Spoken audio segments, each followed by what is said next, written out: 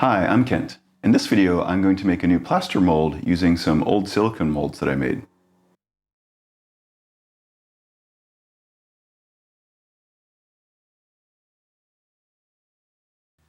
In my slip casting process, I have both been slip casting the pots, but I've also been making my own plaster molds. I've experimented with several different ways to make those plaster molds. Since I'm not doing any production, I really only need a few molds at a time. Before I started YouTube, I made a couple of molds, and one of them I made using silicone. This is the process that seems to be used most traditionally. You cast silicone around the shape of the pot that you want. You can then pop out the silicone. You then pour into the silicone the plaster. You then pull off the silicone once the plaster is set, and then you have your plaster molds. One of the problems is that the silicone is rather expensive. And for a production shop, it makes sense because you can reuse the silicone many times and make many plaster molds. So one of my first molds that I'm going to show in this video, I made using that process. However, since then, I have tried several other things. I've actually tried to make molds directly using 3D printing and casting plaster in that. I've had some limited success doing that. I have several videos here showing that process. There are some competing tensions, though, using 3D printing directly. You're basically trading off the rigidity of the 3D printed part to hold the plaster versus the need for flexibility to be able to pop out the plaster part.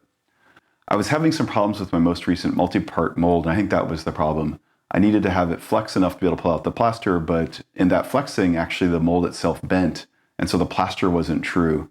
So getting all the faces to mate was actually rather difficult. So with all that in mind, I've been thinking about revisiting using silicone again. But before I jumped into that, I wanted to dust off my old mold and try it again. So here are the pieces for the silicone mold I made originally. I made this mold using some 3D printed parts. I have a few of them, but I lost them over time.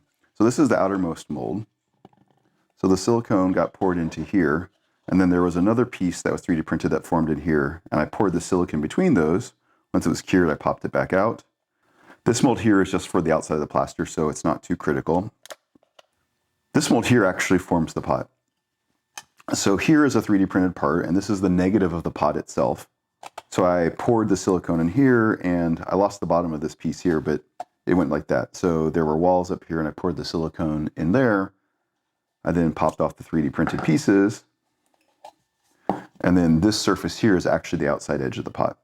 So the idea is to pour plaster around this, create another negative. It'll be a negative just like that I can then pour the slip into. Can't pour the slip into this because it's plastic. The water won't get absorbed. That's why we make the plaster to start with. In thinking about my rigidity problems with my most recent mold, I think the other thing that's going to be beneficial is to actually use the silicone in conjunction with the 3D printed parts. So this one here will be the outside of the plaster, and I don't need this orange piece here. This one here is going to be the inside piece, and these will go together, and the gap that's resulting I'm going to fill with plaster.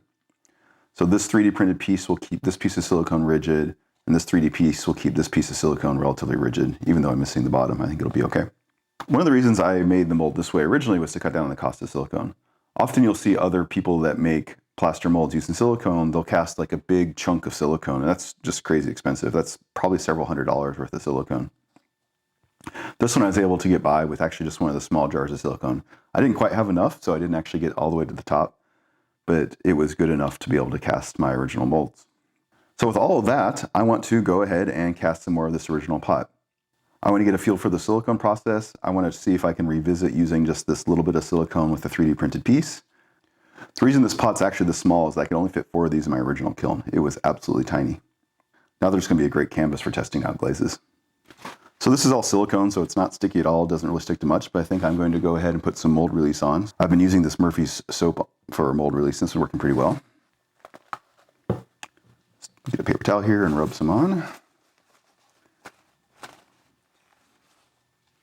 And same thing, I'll do it in here. Next, I'll mix up a batch of plaster. So I have a small tub here with a bag in it so that I don't need to worry about cleaning out my container. I can just toss all this when it's done. I went ahead and measured out some water. I'm going to put on my mask and I measure out the plaster and then mix it up.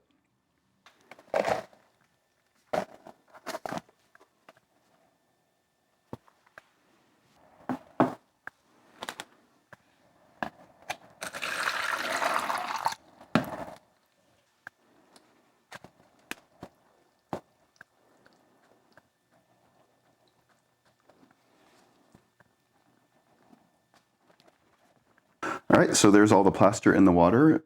I've got another video showing my ratios, and I actually did a bunch of tests to try and figure out my plaster process. So this needs to slake for a few minutes. I just pulled out my board that I've used for mixing plaster so I don't get plaster all over my bench. All right, that's all done slaking. Now I will mix it.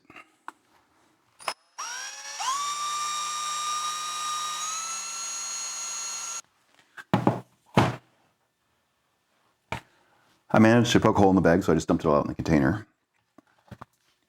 So now we're going to pour the plaster in here, and this will be the plug.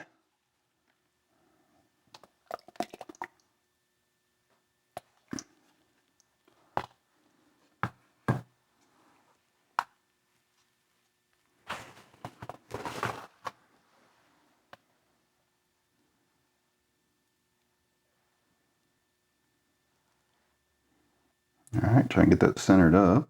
Now this is going to want to float. So let's get some packing tape here.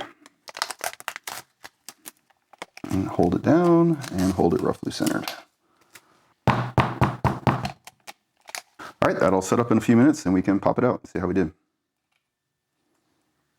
Okay, the plaster has set up. Let's go ahead and demold this. I think I'll take the 3D printed piece out. That should let me release the silicone very easily.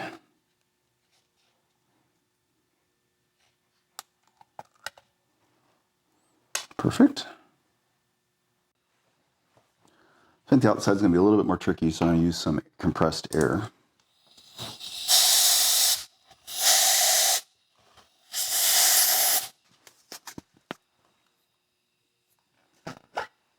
All right, popped out. Now the big advantage of the silicone is I can just peel this off.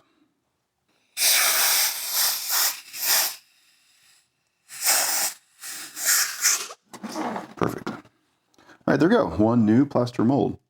So the outside's got tons of bubbles in it, but that's fine. I don't care about the outside. It also has a bunch of artifacts from 3D printing. The inside looks better, but I do have a couple of bubbles at the very bottom.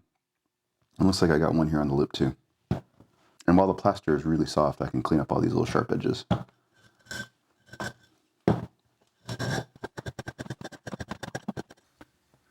Here is the plaster mold. This has cured overnight. While I was at it, I went ahead and off camera made a few more. So I went ahead and used up the last little bit of plaster I had and made these 4 total. I wanted to see if I can get the process better. So there were some bubbles in the bottom of my first one. The second one, I got that much better. So for this one, I was very conscious of getting any air that might be trapped in the bottom out from underneath the silicone mold. The problem is I wound up having a defect in the edge. I took some wet plaster and kind of filled it in a little bit. It's better, but it's definitely not perfect. And I figured practice makes perfect, so I made 2 more. These are kind of in between. This one has a small little bubble in the bottom, but is better than the first one, not quite as good as the second. The rim's better on this one. And this one has a few little bubbles in the bottom. So there's several lessons in doing all these back to back, which I think was really good. Just like when practicing pottery, the more pots you make, the better you get. I think I need to do the same thing with molds. I don't make molds that often, and doing these back to back to back, I was able to play around with different things to see what worked and what didn't. How do I get rid of the bubbles in the bottom? How do I deal with the defects on the sides of the wall? Things like that. So one of my own takeaways is to just go ahead and I need to make more molds. To that end, probably doing some smaller, simpler ones will help me dial in the process. That way, when I do more complex ones, my chances of getting out what I intend will be a little bit higher. You can clean up these molds a little bit after they're done, and that helps reduce cleanup in the final pots. For me, that's mostly about just spending less work on these. If I can pull out a pot that is close to the finished product, that's great. You can always go back and touch up the pot when it's leather hard or even as greenware, but I would rather not do that if possible. One of the last lessons I have is actually about the silicone itself. As I revisit this process, I was thinking about how I want to use the 3D printed parts and the silicone together. One of my ideas was to actually make the 3D printed part textured so the silicone and the 3D printed part get locked together. Actually, I think that's pretty much a bad idea. In pulling these out, being able to remove the 3D printed part separately from the plaster itself was very useful. So with the 3D printed part in, I can cast the plaster and it makes the silicone relatively rigid without having a huge mass of silicone. For instance, I didn't have to fill up this whole area with silicone. The 3D printed part provides the structure. Once the plaster is set, there's enough wiggle room that I can actually pull the 3D printed part out and remove the silicone. And then this is all very bendy, so I can then pull that out very easily. demolding the silicone from the plaster, very, very easy. Doing that with 3D printed parts, very, very tough. The inside's not too bad. The same was true for the outside. Here I could use the air. I could pop off the outer shell. This silicone's not sturdy enough to cast the plaster, but with a 3D printed shell, it was no problem. I can remove the shell. That then makes the silicone very flexible. And then again, using the air, I can just pop out the part. I'm going to think a little bit more about this, but I'm pretty sure I want to reintroduce silicone into my mold making process. Probably something very similar to this where I have very thin silicone walls supported by 3D printed parts. Now that I have these plaster molds, they'll need to cure for a little bit longer. Then I can start slip casting some more tiny pots. Being able to cast a bunch at a time is actually going to be very convenient. I can pour 4 all at once and then pop them out, let them go bone dry, and then I'll have a nice canvas for doing my glaze tests. That, and I'll have some nice little pots at the end. So as always, if you have any questions or comments, please let me know. Thanks.